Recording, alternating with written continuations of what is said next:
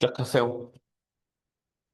12장 클라이메이트 체인지를 발표하게 될 이경민입니다. 시작은 생물 다양성에 결정되는 것에 있어서 기후변화가 어떻게 영향을 주는지에 대해서 이야기하고 있습니다. 과거 사례를 이야기하면서 3천만 년 동안에 떻게 이런 온난화가 다양화의 증가나 감소에 대해서 영향을 줬는지, 그리고 기후 변화가 종의 부풀을 확장하거나 감소에 대한 이야기도 하면서 이야기를 계속하고 있습니다. 기온 상승 자체가 대물종과 직접적으로 연결되어 있다는 것을 이야기하면서 결국 이런 식으로 계속 가다가는 또 한 번의 대멸종이 될 것이다라는 이야기를 하고 있고요.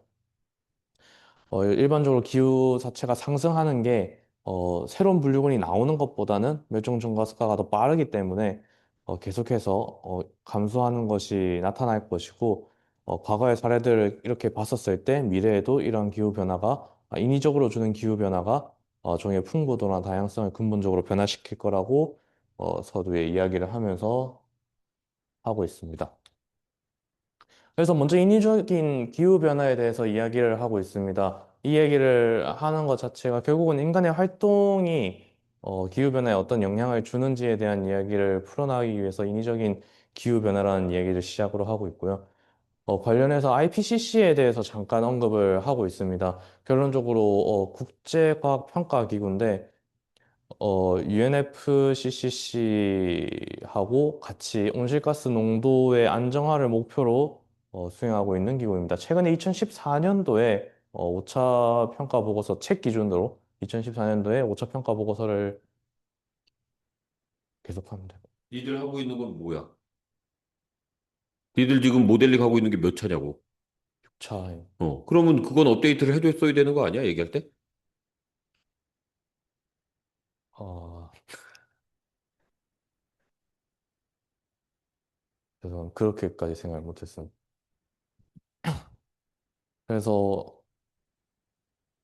오차 평가 보고서를 기반으로 얘기할 때 대륙이나 해양에서 관측된 거를 바탕으로 1950년도 이후에 어, 전례에 없는 수준으로 많이 변화가 했다고 하는데, 그 원인 자체가 어, 인간의 활동이 95% 이상을 차지한다고 이야기를 하면서 어, 이야기를 하고 있습니다.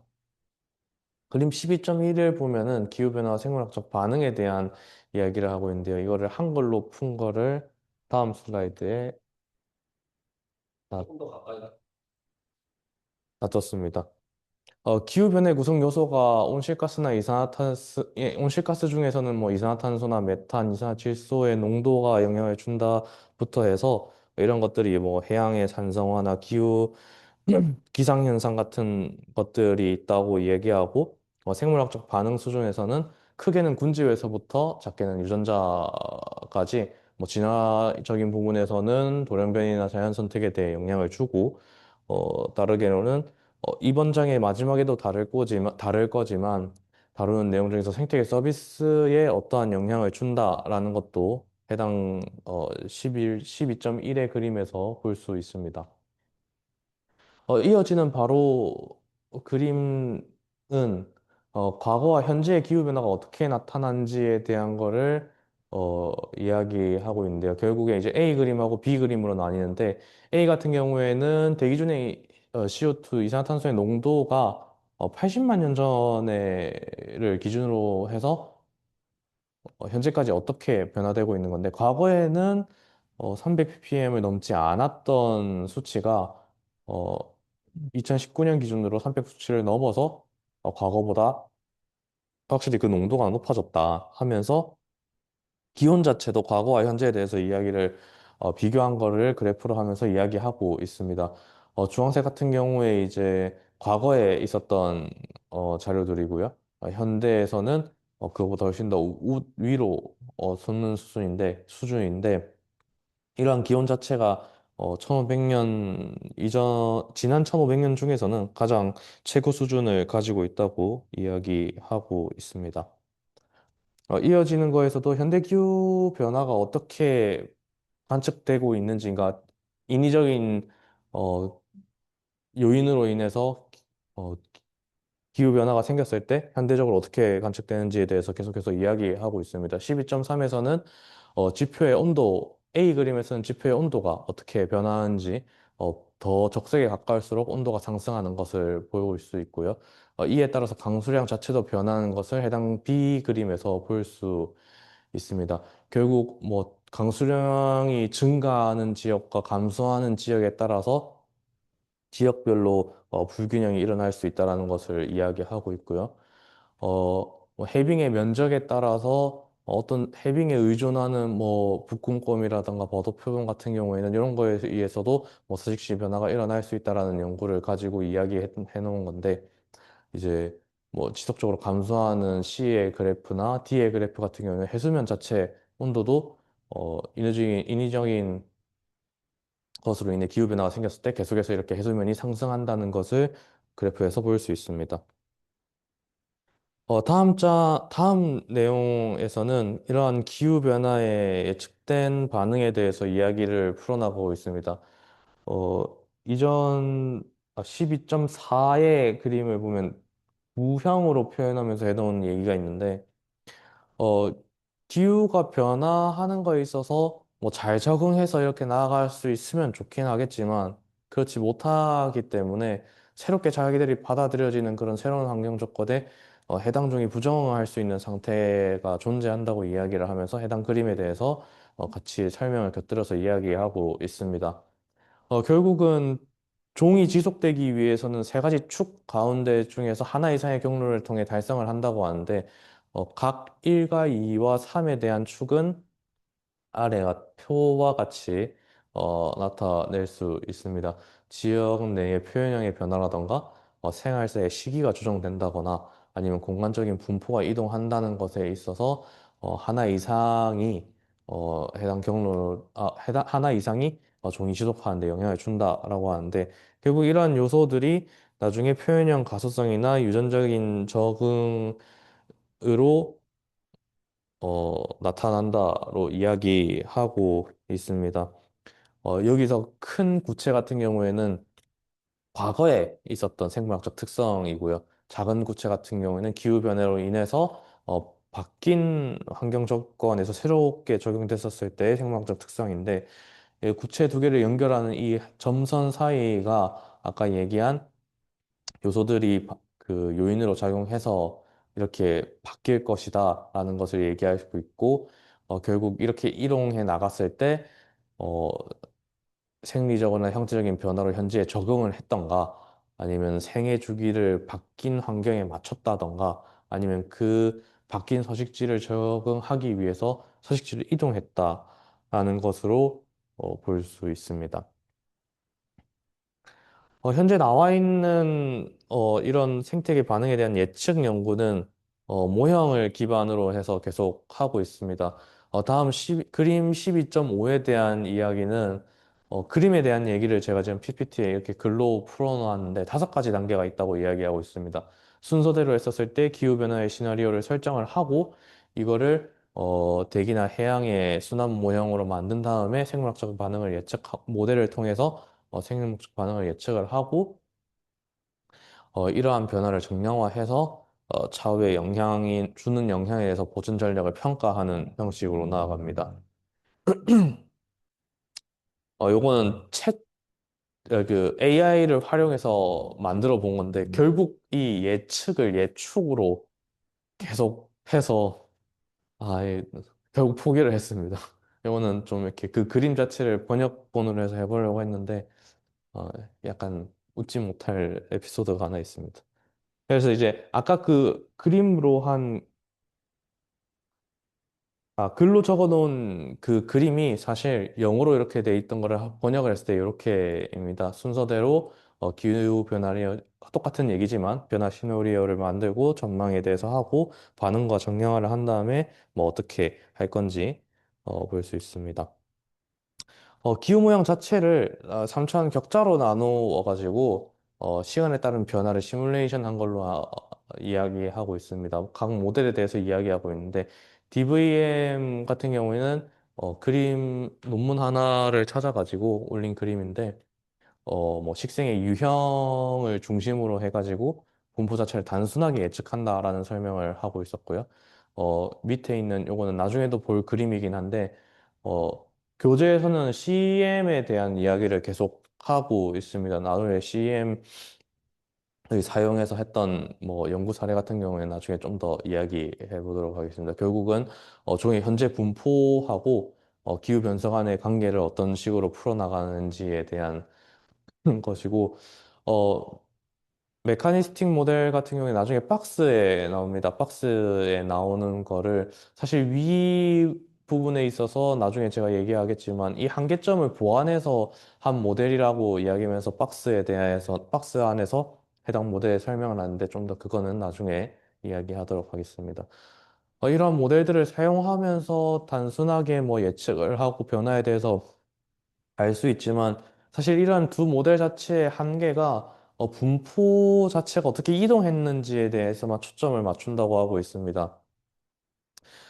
그냥 단순히 분포 자체를 가지고만 얘기하는 거기 때문에 생물학적으로 어떠한 메커니즘이 들어갔다는 것을 충분히 반영하지는 못하는 게 한계라고 얘기하고 있으며 이제 이러한 것들을 뭐 보완해서 만든 게 메카니스틱 모델이라고는 하지만 결국 이런 모델을 계속 보완하고 개발하고 있지만 돈과 많은 시간 이런 것들이 한계점으로 다가온다고 얘기하고 있습니다. 그래서 해당 사례 중에 CM을 적용한 사례 중에 전나무 속을 비교한 사례가 있습니다. 이거 같은 경우에는 동아시아 권역의 산림의 우점종으로 하고 있는 전나무 속 5종에 대한 미래 분포를 예측한 건데 이제 시나리오를 활용해서 이제 뭐 최저 기온이나 평균 기온이나 강수량 등을 이제 변수로 넣어가지고 고산지대 3종 같은 경우에는 상당 부분이 감소될 것을 예측했다 했고요. 저는 저걸 그냥 전나무라고 알고 있는데 흰 전나무라고 얘기를 하더라고요. 그래서 그냥 흰 전나무로 일단 적기는 했습니다. 그래서 흰 전나무 같은 경우에는 해당 모델을 돌렸을 때 저지대 지적 부분 같은 거는 부적합하게 예측될 것이다. 해서 이런 것들을 생각할 때 결과론적으로 뭐 고도 자체가 바뀔 수 있으니 이런 거에 대해서 대응을 해야 된다라는 식으로 결과가 났습니다. 이건 제가 실제로 논문을 찾아봐가지고 나온 건데 이런 식으로 나오더라고요. 이 다음 거에도 아마 같은 그 뭐냐 결과를 가지고 얘기하는 부분이 있어서 이거는 넘어가도록 하겠습니다. 모델별로 변수를 넣었을 때 지역별로 어떻게 되는지 볼 수 있었습니다. 박스에서는 아까 앞에 다뤘던 그 두 모델에 보완해서 할 수 있는 내용이라 해서 종의 반응이나 이런 것들이 누락된 거를 넣어서 만든 모델이라 해가지고 6가지의 요소를 통합적으로 설명하는데 그 요소 자체는 다음과 같습니다. 생리적 특성이라던가 개체군의 변화라던가 분산, 중간에 상호작용, 진화, 환경 등을 요소를 넣어서 했다고 이야기하고 있고요. 개체군의 변화라던가 공간을 어떻게 이용하고 이동하고 진화적으로 어떻게 적응하는지를 동시에 설명할 수 있다고 해당 박스에서 이야기하고 있습니다. 다음 세 개의 방정식을 다루면서 이야기를 하고 있는데요. 첫 번째, 두 번째, 세 번째가 순서적으로 개체군의 변화나 생리와 경쟁에 대한 이야기, 그리고 진화적 반응에 대한 것들을 방정식에 집어넣어서 할 수 있습니다. 그래서 이전에 대한 그 모델보다 훨씬 더 종의 반응을 현실적으로 예측할 수 있다는 것을 장점으로 얘기하고 있으면서 하고 있고요. 다만에 해당 모델이 제대로 돌아가게 하려면 데이터가 방대하게 많아야 되고, 그다음에 이 수식을 처리하는데 복잡성이 있기 때문에 이러한 한계를 가지고 있다고 해당 박스에서는 얘기하고 있습니다. 그래서 요거는 제가 좀 이해를 못해서 저도 같이 공부하고 싶어서 해당 요소들이 필요한 뭐 기후의 변수에 필요한 그런 것들을 다 슬라이드에 적어 왔습니다. 개체군의 크기부터 해가지고 뭐 온도의 온도 변화나 이제 종별로 이런 부분들이 해당 시기에 적용되는 것들을 볼 수 있습니다. 물 한 잔 마시고 가겠습니다.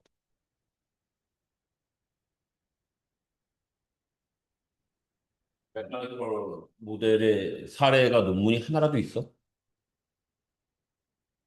어, 이 책이 지금 10년이 더 된 책인데 네. 지금 니들이 보고 있는 그 모델링 페이퍼 중에 저런 페이퍼 본 적 있어? 왜 안 쓰는 것 같아? 이거 검색을 했는데 안 나오긴. 저게 왜 쓰이지도 않고 쓴 적도 없는 이유가 뭐 같아? 어,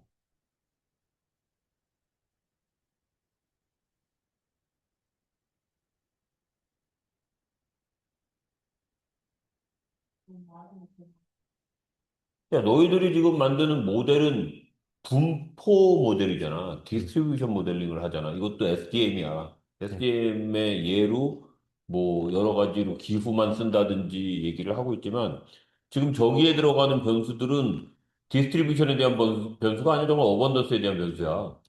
뭐가 있냐 없냐에 대한 얘기랑 얼만큼 있냐에 대한 얘기는 다른데 저 모델에서 얘기하는 건 있고 없고에 대한 얘기를 하고 있는 게 아니야. 저건 사실 잘못된 접근이야. 접근 자체가. 우리는 있고 없음에 대한 얘기를 하는 거거든. 음. 물론 이제 그 모델에서 높은 점수를 주는 적합서식지라고 말하는 데에 많이 있을 수 있지. 근데 많이 있을 수 있는 것도 몰라. 왜냐하면 우리가 분포 데이터에 있고 없음을 줄때 많이 찍히는 데를 어떻게 하니? 날려버려, 우리는. 그치? 다 쓰닝해서 날려. 그러지 않았어? 바이어스 줄이려고 다 날렸잖아. 그렇기 때문에 우리가 넣는 데이터의 어번던스를 얘기하지 않아. 그냥 단순하게 있고 없음이란 말이야. 근데 지금 얘기하고 있는 변수들은 있고 없음이 아니야. 얼만큼 있냐에 대한 변수야. 그렇기 때문에 저 모델은 그 디스트리뷰션 모델링에 들어갈 수 있는 게 아니야, 사실은. 내가 볼 때는 저자들이 저런 분포 모델에 대한 이해도가 생각보다 되게 낮아. 왜냐하면 이게 5명인가 4명이 쓴 책이 되는데 이 사람들이 하나는 거의 문과 전문가가 섞여 있고 모델링의 전문가들이 들어가 있는 게 아니야. 그래서 모든 부분을 다 잘 알고 있는 게 아니야. 이 사람들 잘 몰라, 모델을 오히려. 그래서 요거를 찾아보려고. 없지. 저런 네. 모델 없어. 저렇게 할 수가 없어. 그럼 내가 뭐 리뷰하면 리젝트 할 것 같은데? 저 데이터 넣고 만들어내면은 분포에 대한 얘기를 하는 게 아니라 어번던스에 대한 얘기가 되기 때문에 저건 되게 이상하게 흘러갈 거야, 아마. 많고 적음과 있고 없음에 대한 얘기 똑같은 얘기가 아니야. 그거에 대해서 잘 그렇죠. 판단할 수 있어야 돼. 네. 봐봐. 감사합니다. 어, 그래서 결국 미래에 대한 이야기를 하려고 하면 현재에 대한 거를 예측을 해야 된다라는 거를 이어나가서 얘기하고 있는데, 기후변화에 따른 연구 방법이 뭐 가정, 앞에 있던 모델도 다양한 것처럼 그런 것들이 가정이나 방법 자체도 다 다르다고 하면서 주의해야 될 거에 대해서 이어서 얘기하고 있습니다.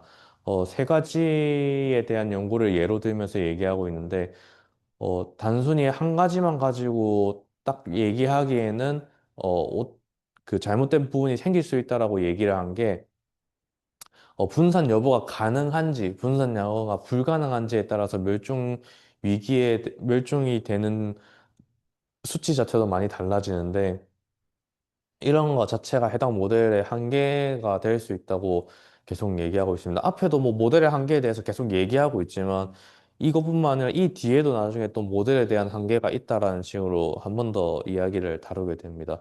다른 논문에서 같은 경우에도 뭐 해당 종 자체가 적응 능력을 할 수 있다고 했었을 때 기존 그 측정됐던 멸종 위험 수치보다 조류 같은 경우에는 6에서 9%나, 예, 뭐 이렇게 감소하기도 하고, 또 다른 모델에서는 CO2 배출 감소 자체로 감소가 되면서 이동 시간이 확보가 되면 그것 자체로 서식지가 감소되거나 멸종 위험에 크게 완화된다라고 이야기하고 있습니다. 그래서 그림 12.7에서 해당 이야기를 조금 다루고 있는데, 뭐 어떤 수치를 적용했었을 때 다를 수 있다, 이런 식으로 얘기를 하는 건 아니고요. 어반이라는 사람이 메타 분석을 했었을 때, 이제 뭐 멸종 위험 자체가 어느 정도고, 어, 그림 A에서 위험 부분은 전체적으로 봤었을 때 평균 자체가 7.9% 정도고, 신뢰 구간 자체 95%의 신뢰 구간을 형성하고 있는 곳은 다음 수치와 같다고 이야기하고 있습니다. 아래 같은 경우에는 뭐 온도 상승과 멸종 위험에 대한 관계를 얘기하고 있는데 뭐 현재와 탄소 배출에 대한 그게 높아질수록 온도나 종에 대한 것도 변화한다라는 것을 그림으로 볼 수 있고 현재에서부터 산업화까지의 약 2.8%를 기준으로 했을 때 2도씩 상승한다고 하면 아래와 같은 그림을 볼 수 있다라는 것을 얘기하고 이 다음 그 슬라이드에 그림 C가 있는데 그림 C 같은 경우에는 뭐 분류군별로 어떤 분류군이 멸종 위기에 가장 많이 노출되어 있고 지역별로는 또 어떤 지역이 가장 뭐 멸종 위험의 차이를 가지고 있다라는 거를 이야기하고 있는데 여기에서는 고유종의 비율과 좁은 분포 범위 자체가 많은 영향을 준다라고 이야기하고 있습니다. C에 대한 그림은 다음과 같습니다. 방금 얘기한 내용에 대한 분류군별에 대한 수치 그리고 지역별로에 대한 수치입니다. 그래서 멸종 위험에 대한 결정 요인을 피어슨이 양서 파충류 36종을 대상으로 한 CM 모델로 한 모델 연구가 그림 12.8에서 나오는데요. 가장 중요한 변수로 작용했던 거는 분포 면적이고요. 어,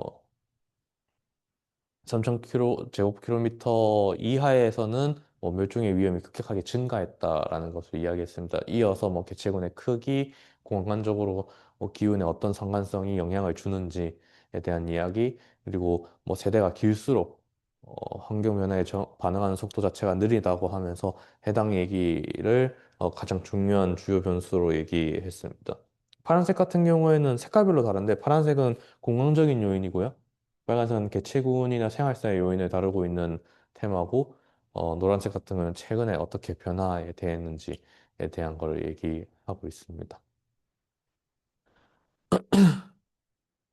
그래서 이러한 기후 예측에 대한 연구를 하면서 실질적으로 어떻게 관측이 되었는지에 대한 이야기를 이어서 하고 있습니다.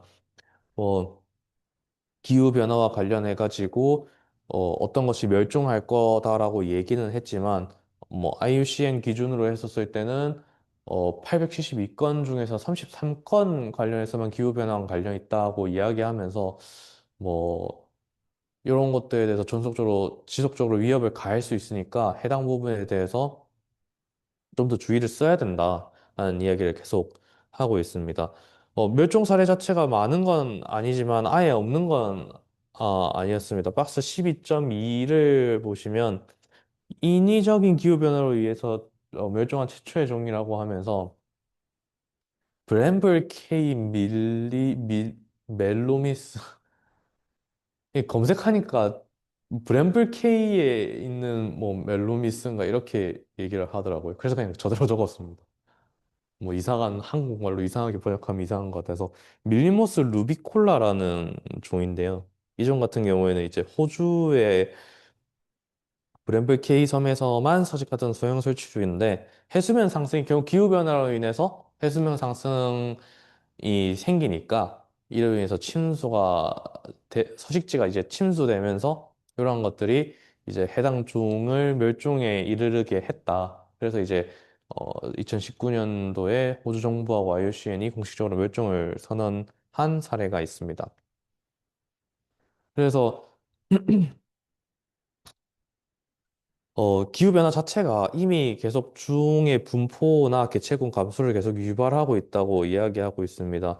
뭐, 맥린과 윌슨의 연구에서 이제 74개의 연구와 130건의 자료를 보았을 때, 분포 축소나 개체군 감소가 계속 일어나고 있고, 이 중에서 실제로 관측된 멸종 위험 증가 개체가 약 10, 전체 모델에서 14% 정도 된다고 이야기하고 있습니다. 밑에 12.9의 그래프를 보면 파란색 같은 경우에는 실제 관측 값이고 빨간색 같은 경우에는 모형 값인데 이 두 개가 이렇게 유사한 범위에 위치하고 있으면서 뭐 차이는 존재하지만 패턴 전반적으로 이렇게 그려지는 패턴은 일치하다고 이야기하고 있습니다. 그래서 실질적으로 기후변화 모형 자체가 생태계의 변화를 비교적 잘 반영하고 있기 때문에 유용하게 사용할 수 있다라고 이야기하고 있습니다. 관련해서 테이블 12.1은 어, 예시들입니다. 어떤 지역에 어떻게 있는 거에 대한 이야기인데 이렇게 보면 복잡해서 하나를 새로 그냥 표를 만들었습니다. 미국 지역에서는 피카에 관련된 내용으로부터 해서 이제 뭐 여러 가지 원인들도 있습니다. 직접적인 원인이 이제 높은 온도나 이제 뭐 생리적 내장의 한계가 생겼다부터 해서 그 해수면이 올라간 거하고 다르게 또 수온의 상승도 영향을 줄 수 있다에 대한 이야기도 있고요. 강수량이 감소하는 거에 따라서 식생의 군집이 변화해서 그게 또 영향이 되었다. 그 외에도 이렇게 여러 가지 사안이 테이블을 보시면 알 수 있습니다. 어, 항, 앞서 얘기했었지만 이러한 기후 변화 자체가 지리적 분포에도 영향을 준다라고 이야기하고 있습니다. 결국 적응하지 못한 종은 이주를 하거나 하게 될 거고, 그럼 거기에서도 이제 새로운 환경에 처해서 계속 변하면서 보여주는데 이런 것 자체가 생물학적 신호 중에 하나라고 이야기하고 있습니다.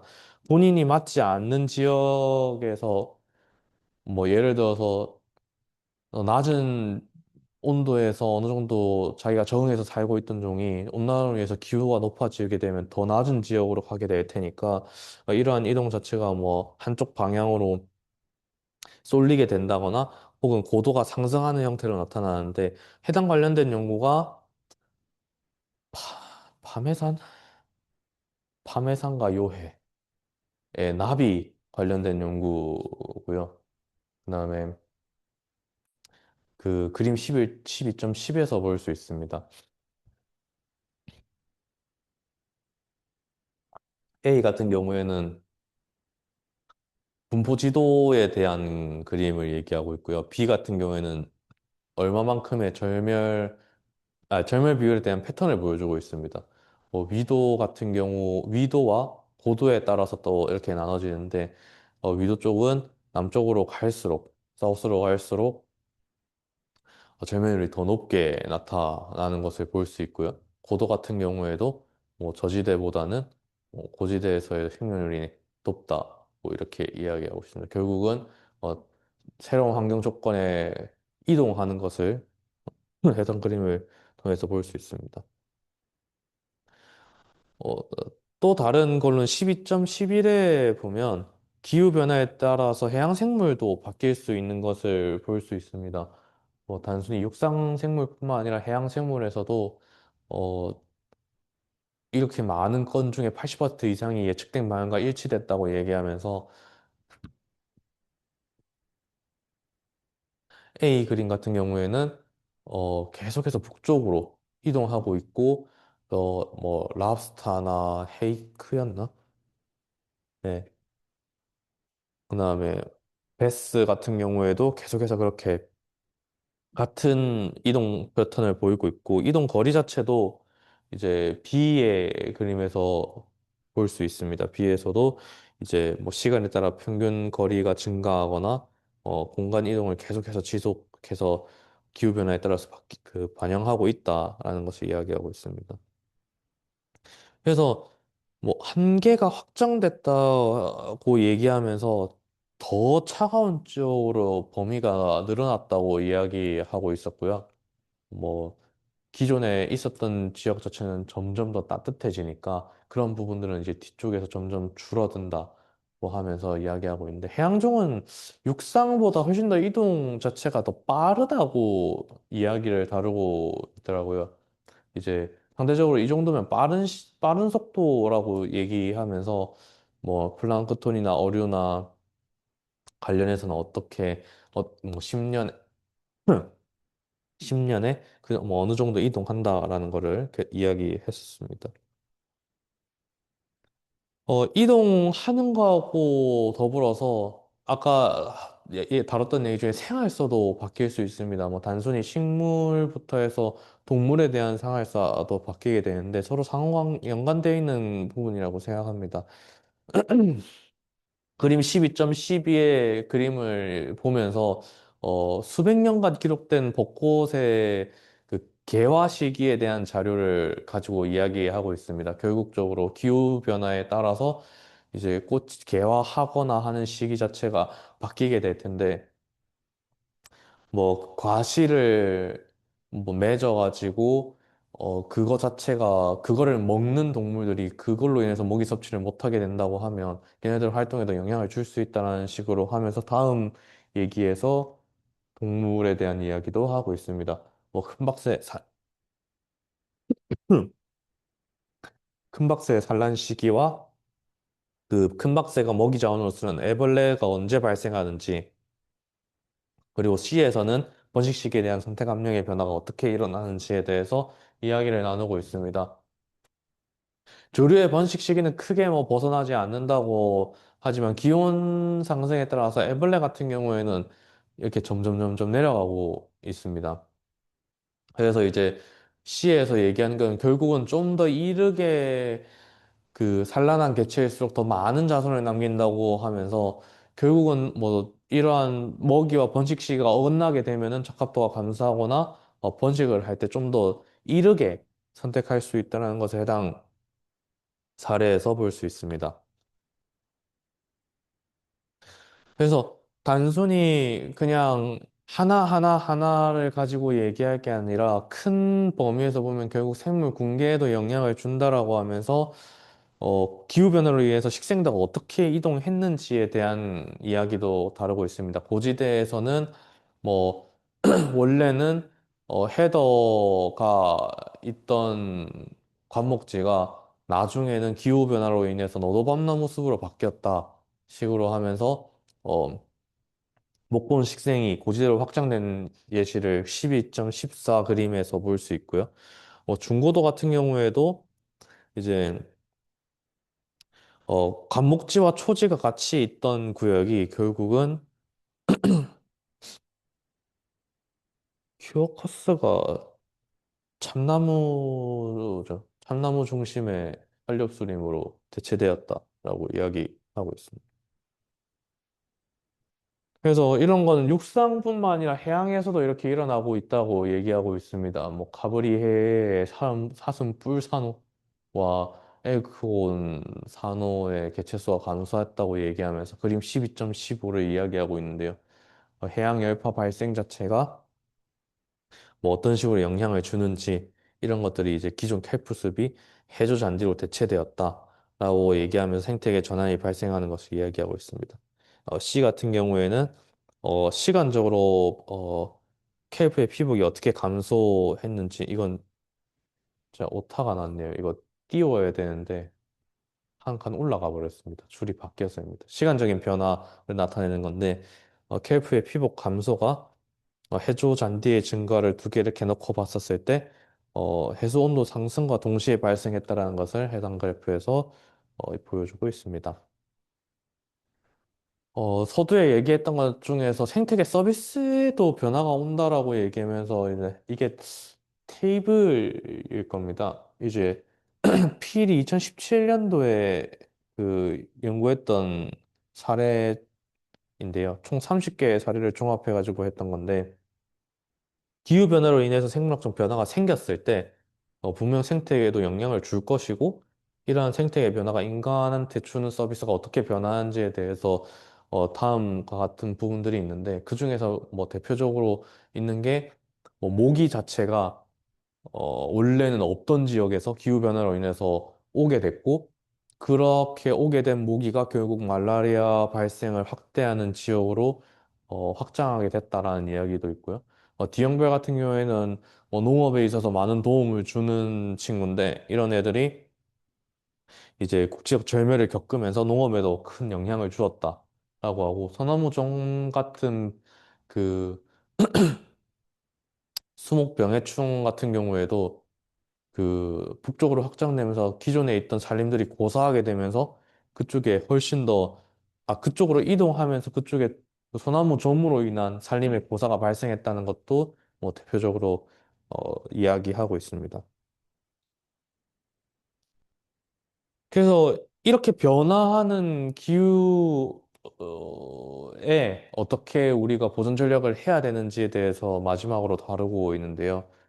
뭐, 지금 자체에 우리가 할 수 있는 최고의 노력이 미래에서도 이거를 뭐 최선의 방법이라고 볼 수는 없다고 이야기하면서 계속해서 새로운 접근이 필요하다고 얘기하면서 조금, 익숙한 이름들이 나오기 시작합니다.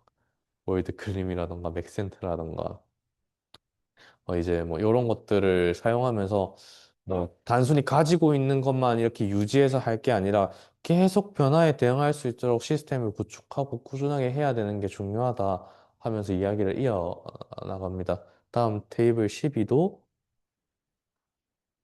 12에 대한 내용을 제가 이렇게 한 거네요. 어,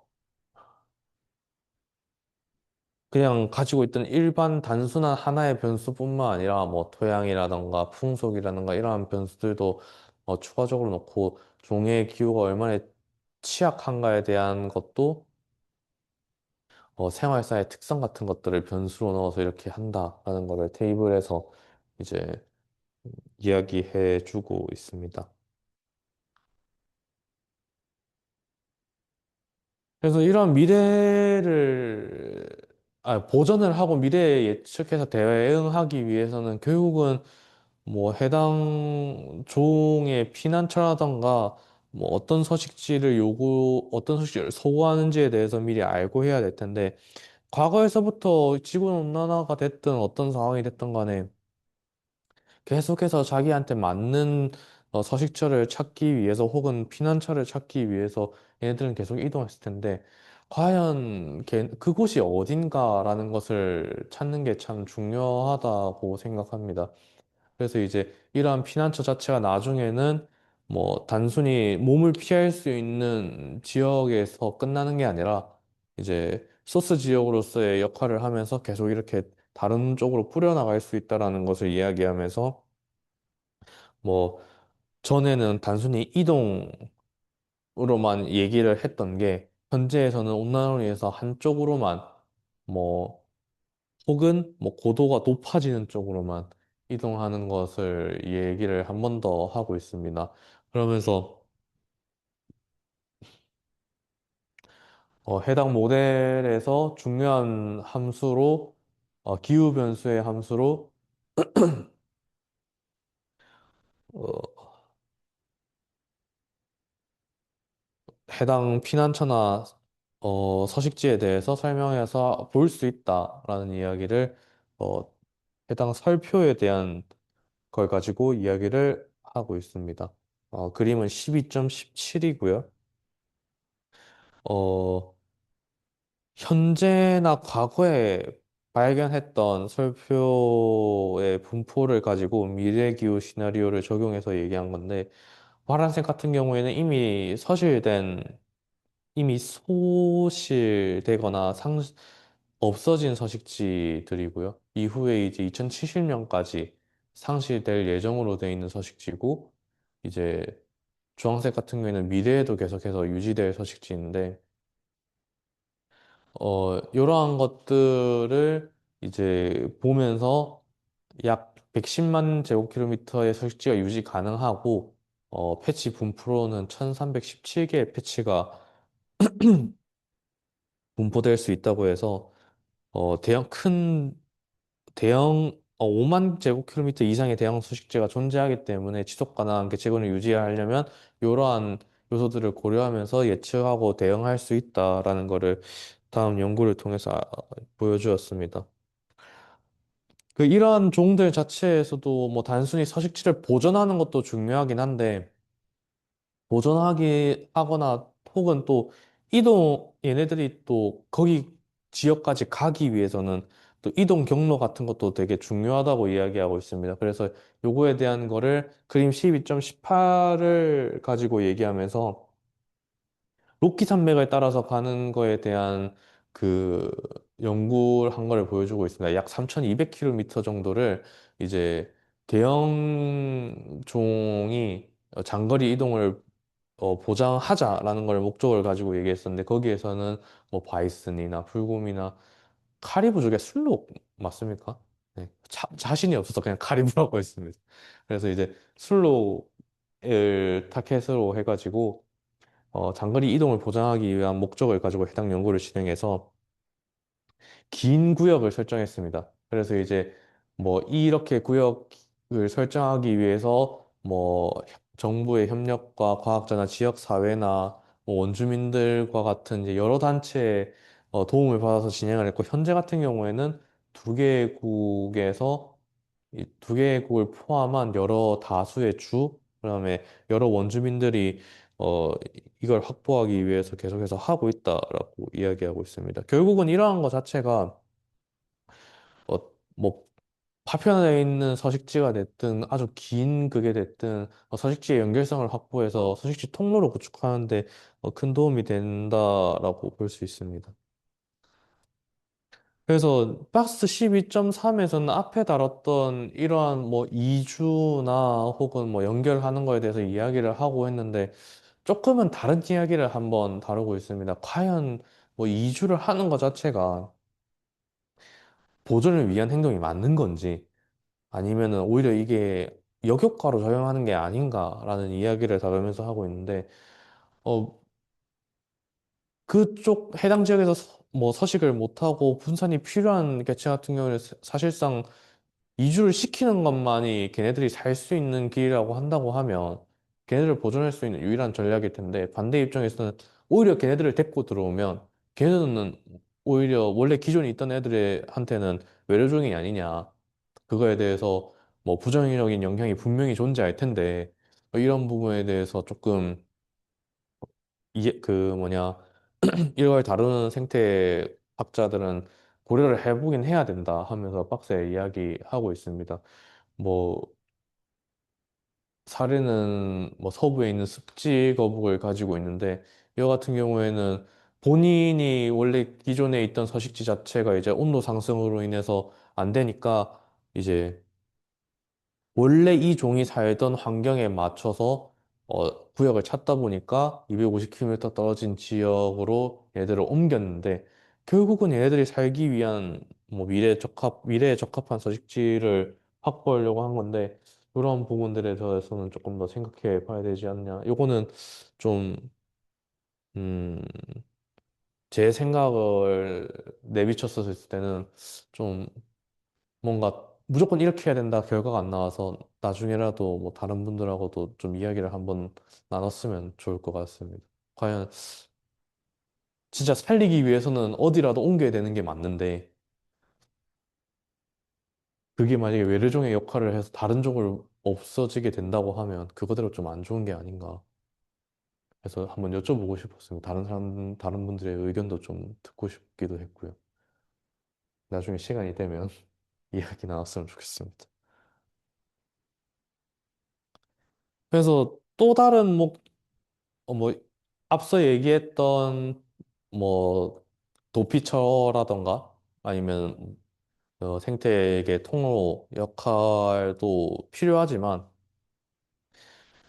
결과론적으로, 어, 회복력을 갖추고 있어야 된다 이야기를 하면서, 이야기를 굳이 억지로 한글로 푸니까 진화적 회복력 구축이라고 되긴 하더라고요.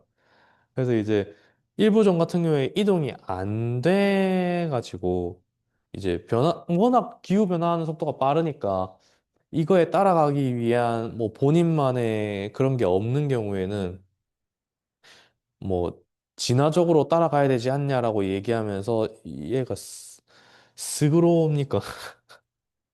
뭐라 해야 될지 모르겠네요. 한 연구자가 이러한 회복력을 증진하기 위해서는 뭐 특정 조건이나 전략이 필요한데 개체수의 크기가 엄청 커야 되고 적응을 하는 거에 있어서 유리한 유전자가 필요하고 그다음에 유전 다양성이 높게 유지될 수 있는 지역을 보호하고 있어야 되고 그다음에 유전자의 이동 자체가 활발하면서 이제 그 기존에 있는 개체군보다 좀 더 따뜻한 지역에 있는 개체군의 유전자를 도입해가지고 이걸 또 해야 된다고 하면서 이야기하고 있는데 뭐 저는 요거 생각했을 때 사실 뭐 아종이나 아니면은 뭐냐 이렇게 한다고 했었을 때 그 문제점으로 생각할 수 있는 게 그렇게 되면 아웃브리딩도 생기지 않을까? 라는 생각도 한번 해보게 되었습니다. 그래서 확신이 없어서 이거는 질문 드릴 겸 같이 좀 생각을 해봤습니다. 그래서 뭐 그뿐만 아니라 뭐 단순히 뭐 해당 종이 그런 것도 필요하긴 하겠지만 이제 이러한 기후 변화를 완화하기 위해서는 또 뭐 어떤 것들이 필요하냐 하면서 이제 단순히 뭐 자연에만 이렇게 깃댈 게 아니라 우리 자체에서도 뭐 탄소를 격리시킨다거나 혹은 뭐 정책적으로 어떤 제도 같은 것들을 우리가 만들어서 이끌어 나가야 된다. 이런 것들 자체가 뭐 종다양성을 증가시키는 요소가 되지 않겠냐라는 이야기를 하고 있습니다. 자주 봐왔던 사례 중에서도 뭐 해달 성게 다시마 요 얘기를 이번 장에서도 한 번 더 이야기하더라고요. 결국 이제 해달이 감소하게 되니까 성게가 증가하게 되고 다시마가 감소했는데 다시 보존하니까 이렇게 되더라 하는 것처럼 그러한 요소들로 기후 변화를 완화시켜서 생물 다양성을 좀 더 활발하게 할 수 있는 방법이 있을 것이다라고 이야기합니다. 그 외에도 좀 더 이제 탄소 배출과 관련해 가지고 녹색 인프라를 구축하는 것이 도움이 된다고 하면서 이제 뭐 이렇게 단순히 녹색 인프라를 구축하는 것 자체가 뭐 탄소 배출에 좀 더 용이하게 대응할 수 있는 거라뿐만 아니라 이런 것들이 뭐 생태계 전반적으로 서비스를 많이 제공하니까 수질 정화의 기능이나 기후 조절이나 이런 것도 할 수 있으니까 이런 거에 대해서 좀 더 필요한 게 아닌가라고 얘기하면서 다음과 같은 예시들을 그림 12.19에서 이야기하고 있습니다. 인도의 1999년도에 초강력 사이클론의 사례를 가지고 얘기하고 있는데 결국은 그 맹그로브 숲이 존재하는 지역 같은 경우에는 홍수의 피해 자체가 많이 낮았고 사망 수수도 많이 감소했다라는 얘기를 A 그림에서 볼 수 있고요. 이러한 게 이제 비 같은 경우에는 어, 해안 습지가 존재하는 것이 결국은 스펀지 역할을 해서 이제 습지 면적이 큰 지역 같은 경우엔 재산 피해도 많이 감소했다라고 하면서 그 허리케인 샌디에 대한 예를 들고 있습니다. 앞서 얘기한 그 녹색 인프라 구축 자체가 지금 현재 우리 사회에서 이렇게 넘어 녹아 들어간다고 하면 자연재해도 많이 어, 자연재해 노출되는 것도 많이 감소될 수 있다는 것을 해당 그림에서 볼 수 있었습니다. 그래서 그림 B 아까 본 그림 B에서 얘기한 그 스펀지에 대한 거를 박스 12.4에서 한 번 더 다루고 있습니다. 이제 계속해서 도시화가 진행됨으로 인해서 이제 뭐 투수성이 투수성 자체가 불투명하게 돼버리다 보니까 강우가 많이 발생하게 되면 결국 이 물을 흡수 못하게 되면서 도시에 홍수가 발생한 거를 해당 박스에서 예를 들고 있는데요. 이런 걸 스펀지 시티 프로그램이란 걸 도입하고 난 이후부터는 이런 것들이 이제 녹색 인프라를 구축하게 되면서 이제 뭐 도시를 스펀지처럼 쏙 빨아들이게 한 역할을 했다고 하는데 이렇게 저장된 물을 뭐 도로 청소나 다른 수저항 공급에 활용하면서 훨씬 더 나은 효과를 볼 수 있었다라는 것을 박스에서 이야기해 주었습니다. 그래서 해당 장에서는 결국 뭐 인위적인 기후 변화로 인해서 기후 변화가 생기는데 이러한 인위적인 기후 변화 자체가 뭐 온실가스의 배출의 결과론적으로 나오는 거고 계속해서 우리 연구실에서도 하고 있지만 이러한 모델링 연구 자체가 전 세계 중에 8% 정도 멸종할 수 있기 때문에 이러한 멸종 위험을 대응하기 위해서는 여러 가지 방법들도 중요하지만 결과론적으로 해당 중에 생활사라든가 여러 가지 변화, 그리고 이제 어떤 방향으로 이동하는지, 고도를 따라가는지, 그리고 개체군 감소가 어떻게 일어나고 있는지에 대한 것도 필요하다. 단순히 그냥 종이 멸종하는 걸로만 생각할 게 아니라, 종의 분포가 변화하면서 질병이나 식량 안보와 같이 우리한테 직접적으로 오는 영향도 존재하기 때문에 이런 것들을 좀더 깊게 생각해서 기후 피난처라던가 녹색 인프라 구축화 같은 어, 그런 것들도 많이 하고 생물 다양성 같은 거를 활용해서 어떻게 기후 변화에 대응할 것인지 생각을 해보는 것이 필요하지 않나 하면서 해당장을 마무리하게 됩니다.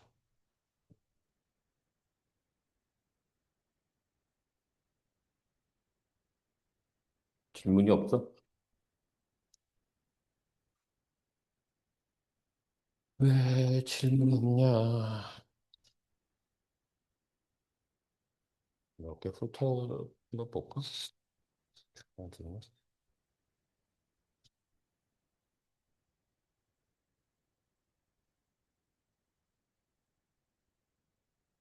IPCC랑 그 우리 저 생물 다양성하고 맞아 떨어지는 게 뭐가 있어? 이베스가 그냥 맞아 떨어지지.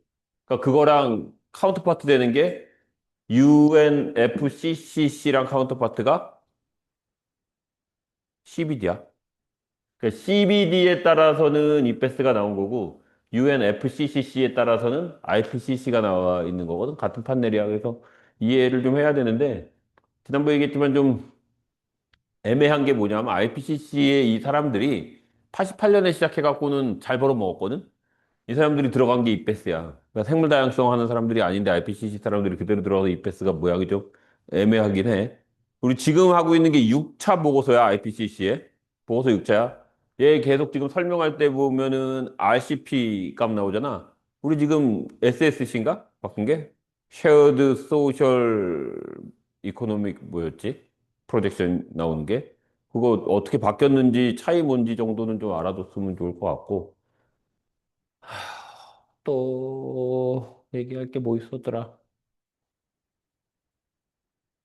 왜 요런 표들 만들 때 조심해서 봐야 되는 게 뭐냐면 이게 어느 연도에서 끊냐에 따라서 그래프가 되게 극단적으로 보일 수도 있거든. 그러니까 이게 지금 500년, 1000년, 1500년, 2000년으로 온도를 보여주는 거랑 저 위에 탄소 보여주는 것처럼 해갖고 이게 몇만 년 단위로 만약에 바꾼다 그러면 그래프 확 바뀔 수 있어. 그러니까 저런 거 가지고 사실 장난치는 거 장난을 칠 수도 있고 잘 피해 나갈 수도 있고. 온도 변화. 우리가 예측을 여기서부터 이제 기후 변화에 대한 예측을 계속 하잖아. 우리가 맨날 하는 것도 기후 변화에 따라서 모델링하고 그러는데 뒤에 계속 그 얘기 나오지만 잘 안 맞잖아. 왜 안 맞을까? 보면 왜 안 맞는 걸까? 기후 변화 모델링을 했을 때 생각보다 여기서 말하는 CEM 잘 안 맞거든. 사실 이거 옛날에 예측한 대로 하면 멸종했어야 되는 정도로 엄청나게 많지만 실제 멸종을 안 했거든. 멸종한 적 거의 없어. 왜 그럴까? 이유는 뭐 같아? 응? 생물의 분포를 결정짓는 요인이 기후 요인만 있는 건 아니야. 물리화학적인 요인이 베이스가 되는 것처럼 보이지만 실제 생물학적 요인들, 뭐 경쟁이나 포식이나 이런 거부터 뭐 행동학적 요인 같은 경우, 서식지 선택이나 이런 부분에 대한 게 하나도 지금 모델에 들어가 있지 않거든. 그렇기 때문에 단순하게 물리적인 그 입지를 결정하는 부분에서 맞을 수 있을지 모르지만 특히 동물들 같은 경우는 그렇게 될 수가 없어. 현재 모델링을 우리가 한다 그러면 그래서 레스터 이미지를 집어넣는다 그러면 기후만 넣지도 않고 거기에다가 뭐 휴먼 풋프린트 같은 거나 아니면 랜드 커버 맵 같은 걸 집어넣어 갖고는 어떻게든 맞춰보려고 그러지만 그것도 설명 못하는 게 너무 많거든. 그러니까 그 동물이 없는 이유들이 또는 있는 이유들이 그냥 우리가 모델에 집어넣는 그 변수만으로 결정되는 게 아니잖아. 기후변화 모델은 더 단순하잖아. 단지 기후 모델 우리가 19가지 바이오 클림 데이터를 쓴다 그러지만 그 19가지 바이오 클림 데이터는 사실 두 개야. 온도랑 강수량이야. 그거 가지고 막 짠짓게서 만든 거거든. 그래서 다 코릴레이트 돼 있어. 그래서 그런 거에 대한 생각들 잘 해야 돼. CM이 뭐니? 모델의 한계를 얘기를 하고 있는데 내가 볼 때는 저런 얘기들 되게 중요하거든. 실제 생물학적 메커니즘을 모델에서 지금 제대로 얘기해주고 있질 않아. 그래서 그런 것들을 다 포함하기 위한 생각들을 많이 하는데 얼마나 복잡하냐. 뭐 한 종이 어디에 있고 없음이 되게 단순하게 몇 가지 요인으로 결정될 수는 없어. 그렇기 때문에 아무리 모델을 잘 만든다 그래도 정확한 예측은 되게 힘들고 정확하게 예측을 잘 하잖아? 딴 데 적용을 못 해. 거기에 스페시픽한 모델이 돼버리기 때문에 다른 데 두루두루 적용하려면 또 두리뭉실한 모델이 되거든. 그게 또 문제가 되겠지.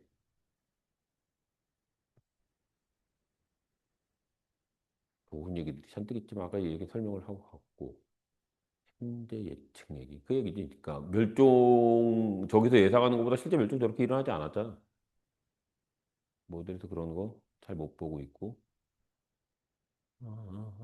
중요한 얘기지. 멸종의 위험 요인 결정을 하기 위해서 지금 저 잡아놓은 뭐 서식지 크기니 이런 얘기도 이거 되게 주관적일 수 있거든 이것도. 그 리뷰해보라 그런 페이퍼의 내용들 보면은 사실 너무 주관적이지 않아? 객관적으로 설명 못하는 부분들만 이게 비슷하잖아. 리뷰하라는 것도 이런 내용 아니야?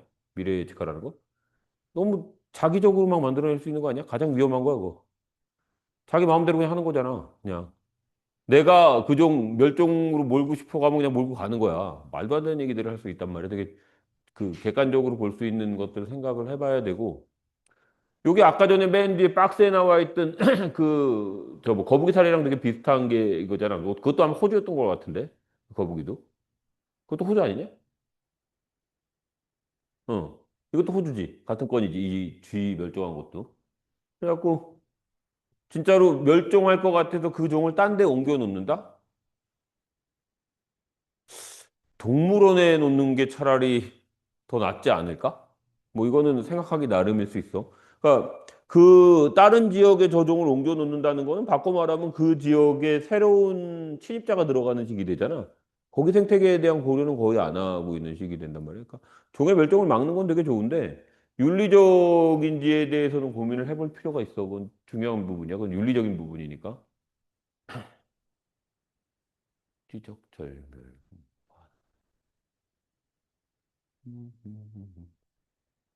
이게 클라이밋 체인지로 일어날 수 있는 얘기 그래서 맨날 나오는 게 미국의 파이카 얘기는 맨날 나오긴 하는데 저렇게 얘기 나오지만 막상 멸종한 건 없거든 하나도.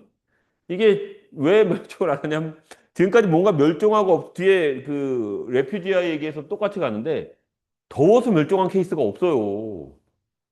빙하기 때 추워갖고 멸종을 해버린 얘기는 있어도 사실 이게 종수가 더워지면 늘어가. 그렇기 때문에 이 온난화 때문에 뭔가 멸종했다고 얘기하는 것보다는 추워갖고 저 빙하기 때문에 멸종했다는 얘기보다 설득력이 좀 떨어져. 그래서 이런 거에 대해서 얘기하기 되게 어려워서 맨날 예로 잡는 게 파이카를 잡는 건 뭐냐. 산꼭대기 살잖아. 더 이상 물러날 데가 없다는 거거든. 근데 그것 때문에 멸종한 파이카가 없어요. 아직까지 문제는. 뭐 얘기할 게 없어. 비콘십? 비콘십이 줄었나? 아닌 것 같은데 비콘십은 오히려 사냥 때문에 줄었다가 요즘 사냥 막으면서 비콘십 늘고 있을 거야 아마. 그런 것도 복원 성공하는 케이스가 되고 그래서 쉽게 얘기할 수가 없어요. 이게 문제거든. 지리적으로 지금 이동을 한다면서 지금 속도들이 나오고 있는데 보면은 위쪽으로 가는 거는 10년에 72km, 470km, 278km인데 줄어드는 건 15km야. 그럼 서식지 넓어지고 있는 거야. 이것만 보면 좋아지고 있네 이렇게 보이기 때문에 이거 계속 잘하고 잘 얘기해야 돼. 그러니까 위로는 뭐 평균 10km 갔는데 밑에서는 한 70km 날아갔다 그러면 심각한데 그러는데 서식지가 지금 넓어지고 있어요. 이거 분포가. 그러니까 이런 거에 대한 해석들 되게 필요해. 잘 해석해야 돼. 저거 어떤 식으로 얘기해야 되는지 고민 많이 해야 되는 부분이고. 일본 교토 벚꽃 축제 해가지고 이거 했던 이거 누가 발표했었냐? 지난번에. 이 챕터 지난번에 누가 했어?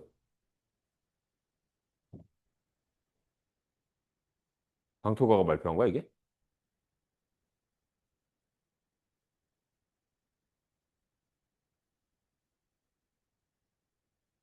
방토가가 있으면 내가 발표했을 것 같은데? 방토가한테 발표를 시킨 적이 없는데? 있어? 이걸 시켰나, 그럼? 방토가가 이걸 했나? 어. 요게 되게 이런 케이스 좀 찾아봐야 돼. 이거 너무 좋은 케이스거든? 벚꽃놀이를 계속 한 거야, 일본은. 850년이야, 850년. 그러니까 1000년도 더 된 거잖아. 그때부터 언제 벚꽃놀이 했나 기록들이 다 있으니까 그거 가지고 쭉 했단 말이야. 그러니까 벚꽃놀이를 할 때는 벚꽃이 필 때니까 그 850년간 언제 몇 월 달에 물론 음력을 썼겠지. 벚꽃이 폈는지를 확인해 볼 수 있기 때문에 저걸로 기후변화 얘기하기에 되게 좋아. 그러니까 우리도 한번 고민해 볼 수 있는 게 무슨 역사 기록 되게 오래전부터 있는 것 중에 뭔가 특정 생물의 활동하고 관련된 뭔가가 있다 그러면 갖다 붙여서 얘기한다 그러면 되게 좋아. 한번 찾아볼 만한 얘기긴 해. 되게 재밌는 얘기니까. 박새. 이것도 잘 나오는 얘기긴 하지. 이것도 잘 나오는 얘기고. 나나. 여기 이 목이 올라가서 이 얘기는 사람 얘기가 아니지 않아? 하와이 얘기 아니야, 이거? 이거 되게 중요한 사례 잘 알고 있어야 돼. 그러니까 하와이의 조류 멸종하고 같이 가는 게 이 모기 얘기거든. 그러니까 하와이의 조류들은 한 번도 말라리아에 노출된 적이 없었단 말이야. 근데 내륙에서 관상용으로 새를 끌고 들어가면서 말라리아가 그때 들어가기 시작했는데 그나마 다행이었던 거는 그 들어간 말라리아 모기가 고산까지 가지 못했기 때문에 저지대의 새들만 타격을 받았다가 지금 기후 온난화에 따라서 점점 고지대까지 모기가 기어 올라가니까는 새들이 더 이상 갈 수 있는 데가 진짜 없는 시기 되거든. 이거 되게 중요한 사례. 아까 전에 파이카보다 이게 더 유명한 사례니까. 거의 다 시간이 됐구나. 뭐 맥센트 뭐 이런 거 나온다 그래서 익숙하다 그랬지만 결국은 우리가 지금 쓰고 있는 모델 여기서 나오는 거는 맥센트랑 저 밑에 있는 거 서킷 스페이스 여러분 쓸 수 있어야 돼. 서킷은 그, 그러니까 회로 이론이란 말이야. 서식지들의 연결성을 본다 그러면 서킷을 써야 되는데 우리 랩에서 서킷을 쓰기가 되게 좋은 게 뭐냐 하면 그러니까 개체군과 개체군 사이의 연결성을 보는 거야. 그러니까 우리가 개체군 유전학을 한다 그러면 FST 값을 볼 거 아니야. 그 FST 값이 그냥 직선거리에서 설명이 되는 경우도 있지만 직선거리에서 설명이 안 되는 경우들이 있단 말이야. 먼데 FST 값이 되게 낮다든지 가까운데 FST 값이 높다 그러면 뭔가 가로막거나 빨리 가게 도와줄 수 있는 게 있단 말이야. 거기에 써먹을 수 있는 게 서킷 이론이야. 이거 소프트웨어 되게 쉬우니까 우리가 보통 우리 방에서 쓸 수 있는 서킷이 유전자 데이터를 맥센트를 돌린 값을 백데이터로 해갖고 서킷 같은 거 돌리기 되게 쉬워. 남들은 잘 못하는데 우리는 양쪽 다 섞을 수 있기 때문에 저거 잘 익혀두면 되게 편하게 써먹을 수 있어. 얘기거든. 과거에 얘기하는 피난처는 레퓨지야? 다 빙하기 때 얘기란 말이야. 뜨뜻할 때 레퓨지아 얘기 나온 게 없어. 그래서 억지로 지금 뜨뜻한 레퓨지아 산꼭대기 지금 설표 설명하고 이러고 있지만 사실 설표가 점점 따뜻해지면 어떻게 되겠냐? 더 북쪽으로 가면 그만이야. 극쪽으로 가면 다 살아. 그래서 여기에 대한 우리들이 설명들이 되게 많이 필요하죠. 더 있었던 것 같은데. 요게 아까 전에 그 얘기했잖아요. 이거 한번 생각해 볼 일인데, 과연 그냥 차라리 동물원에 보관을 하는 게 맞는지, 아니면 새로운 서식지로 이주를 시켜야 되는지, 아니면 기후변화라는 게 되게 빨리 일어나는 건 아니거든. 되게 긴 시간에 일어나는데, 그럼 스스로 그 영역을 넓혀갈 수 있도록 도와주는지에 대해서 고민을 한번 해볼 필요가 있죠. 뭐, 여기에 얘기하는 얘기도 사실 뻔하긴 하거든. 개체군 크기를 증가시킨다든지, 적응 관련 유전자 유지? 개체군 크기가 크면 다 돼. 저거 하나로 다 끝나. 개체군 크기가 크면 유전자도 유지되고, 핫스팟도 보호가 되고, 걔가 소스로서 유전자 이동의 소스 역할도 해주고, 그리고 좋은 유전자 그 안에 다 들어가 있어요. 그렇기 때문에 개체군 크기 하나 증가로 모든 건 다 끝날 수 있어서 다른 얘기는 사실 할 필요도 없지. 음. 교토 정서 얘기 뭐 이런 거 되게 중요한 얘기였던 것 같고, 녹색 인프라 구축하자. 좋은 얘기야. 이것도 그 생태계 서비스에서 다 얘기를 했던 거고, 우리가 좋아하는 코로나19가 생긴 우한 얘기가 나오면서 스폰지 시티라고 얘기가 나오네. 우한이 우리로 치면 대전 같은 식이거든. 과학 도시거든. 그러니까 거기서 아마 실험실에서 코로나19를 만들었다는 둥 이런 얘기도 나오고 뭐 나는 과학 도시니까 저기서 뭐 저런 거 했다는 얘기를 하고 있는데 모르겠다. 중국이 저걸 잘 하고 있는지는. 나머지 하고. 다음 시간 누구? 어. 다음 주가 아니라 그 다음 주라며. 다음 주 어린이날이라며. 어. 시간이 많으니까 철저히 준비를 잘 하도록. 어? 월화 뭘 한다?